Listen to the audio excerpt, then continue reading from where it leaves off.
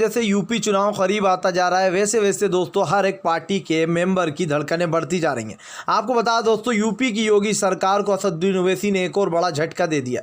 दरअसल दोस्तों आप लोग बता दें 2022 में होने वाले चुनाव को लेकर अब भारतीय जनता पार्टी की मुश्किलें बढ़ गई। दरअसल असदुद्दीन ओवैसी ने यह दावा कर दिया है कि वो आपके साथ मिलकर दोस्तों चुनाव लड़ेंगे और भारतीय जनता पार्टी को देंगे बड़ा झटका। आपको बता दोस्तों संजय सिंह की तरफ से एक बयान निकल कर आया था जिसको सुनने के बाद भारतीय जनता पार्टी में भगदड़ मच गई है। इसका सबसे बड़ा कारण यह है दोस्तों कि अब की बार असद ओवैसी ने जो है मोदी के गढ़ में कई सीटें जीती थी। जी हाँ, और ये मैं दोस्तों बात कर रहा हूँ गुजरात की। गुजरात में जाकर असदुद्दीन ओवैसी ने काफ़ी ज़्यादा सीटें जो है दोस्तों वो पाई थी। ये साफ बताया जा रहा है दोस्तों कि फिलहाल असदुद्दीन ओवैसी का जो दाव है वो मोदी सरकार पर भारी पड़ता हुआ नजर आ रहा है।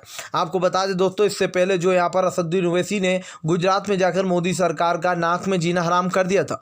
और मज़े की बात ये दोस्तों कि दूसरी पार्टी यानी कि आपने भी मोदी सरकार को बड़ा झटका दिया था और मोदी के गढ़ गुजरात में काफ़ी सीटें जीती थी। आपको बता दें उपचुनाव में। अब दोस्तों माना जा रहा है कि फिलहाल भारतीय जनता पार्टी को बड़ा झटका लगता हुआ नजर आ रहा है। इसकी सबसे बड़ी वजह यही है दोस्तों कि असदुद्दीन ओवैसी जो है वो यूपी में 2022 के चुनाव लड़ने वाले। इसी के साथ साथ दोस्तों आप ये भी देखने वाले हैं कि बीजेपी को एक और बड़ा झटका ये लग गया है कि वहाँ पर अखिलेश यादव को ज़्यादा सीटें मिलती हुई दिखाई दे रही हैं भारतीय जनता पार्टी को। यानी कि दोस्तों अगर बाई चांस जो यहाँ पर असदुद्दीन ओवैसी सीटें जीत भी जाते हैं या फिर आम आदमी पार्टी जीत जाती है दोस्तों तो अपना समर्थन अखिलेश यादव को दे सकती है। जी हाँ, आपको बताता चलूँ दोस्तों इस वक्त जो है सबसे ज़्यादा राजनीति अगर कहीं की गर्म हो रखी है तो वो यूपी की है। आपको बताता चलूँ दोस्तों अगर आपको याद हो तो बंगाल के चुनाव का भी इसी तरीके से पारा चढ़ा हुआ था। जी हाँ, नरेंद्र मोदी ने अपने दिग्गज नेताओं के साथ जाकर रैलियां की, चाहे वो गृह मंत्री अमित शाह हो, जेपी नड्डा हो, रक्षा मंत्री राजनाथ हो या फिर सीएम योगी हो। हर एक दिग्गज से दिग्गज दोस्तों जाकर बंगाल में रैलियां कर नजर आया। लेकिन दोस्तों आपको बता दें इसका कुछ असर हासिल नहीं हुआ। अब बताया जा रहा है दोस्तों भारतीय जनता पार्टी को बंगाल में बड़ा झटका लगने जा रहा है। इसकी सबसे बड़ी वजह दोस्तों ये माना जा रहा है कि फिलहाल यूपी के जो आने वाले चुनाव है उसमें भारतीय जनता पार्टी की करारी हार होती हुई नजर आ रही। दरअसल मोदी सरकार ने जो अंदरूनी सर्वे कराया था उसमें ये साफ पता चल चुका था कि फिलहाल सीएम योगी को दोस्तों सिर्फ जो है यहाँ पर यूपी में मात्र 100 सीटें मिलती हुई नजर आ रही हैं। आपको बता दोस्तों अब आंकड़े जो है वो काफ़ी ज़्यादा बदल चुके। ये आंकड़े साफ साफ बता रहे हैं कि फिलहाल नरेंद्र मोदी की सरकार की पूरी तरीके से धज्जियां उड़ने वाली हैं।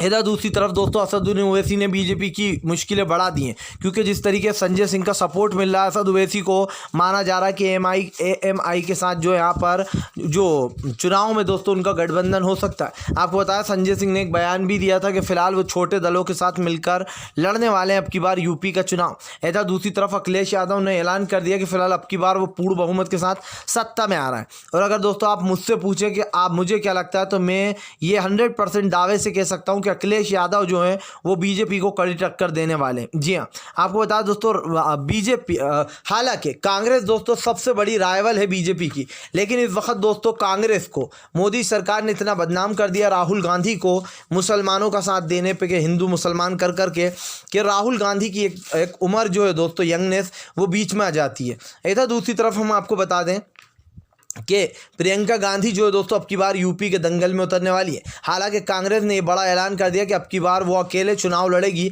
अपने बल पर। और दोस्तों सबसे अच्छी बात पता है क्या होती है, चुनाव अकेले लड़ना चाहिए। बाद में भले ही आप किसी का साथ ले लो, लेकिन चुनाव अकेले लड़ने से दोस्तों एक फ़ायदा जो होता है वो ये है कि फिलहाल आपकी मजबूती दिखाई देती है, आपकी जो पकड़ होती है। वरना लोग कन्फ्यूज़ हो जाते हैं कि हम वोट किसको दें, इधर दें या इधर दें। इसलिए दोस्तों अकेले चुनाव लड़ने में कहीं ना कहीं राहुल गांधी को अब की बार फ़ायदा नज़र आ रहा है। आपको बता दें राहुल गांधी ने ऐलान कर दिया कि फिलहाल अब की बार वो पूरी सीटों पर अकेले चुनाव लड़ने वाले हैं यूपी में।